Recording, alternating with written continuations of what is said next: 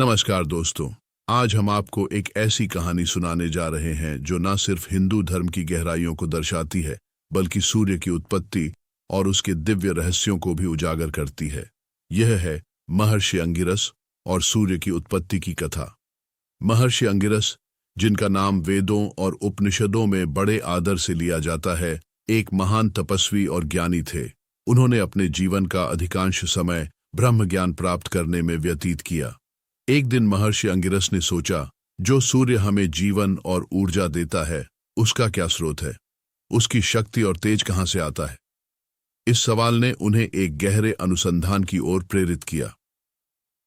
महर्षि अंगिरस ने सूर्य के इस रहस्य को जानने के लिए कठोर तपस्या शुरू की। उन्होंने बिना भोजन और पानी के कई वर्षों तक ध्यान किया। उनका एकमात्र उद्देश्य था सूर्य की वास्तविक शक्ति को जानना। तपस्या की कठिनाइयां बहुत थीं, लेकिन महर्षि का ध्यान और विश्वास अडिग था। उनका समर्पण बहुत गहरा था और अंत में ब्रह्मा जी ने उन्हें दर्शन दिए।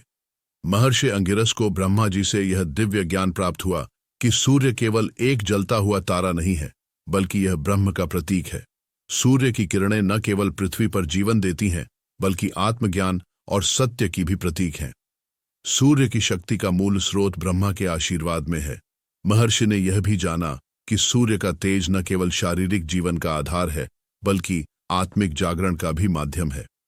महर्षि अंगिरस ने इस ज्ञान को अन्य ऋषियों और मानवता तक पहुंचाया। उन्होंने बताया कि सूर्य की किरणों में न केवल शक्ति है, बल्कि वह हमारे भीतर छिपी हुई आत्मा के प्रकाश को भी उजागर करती है।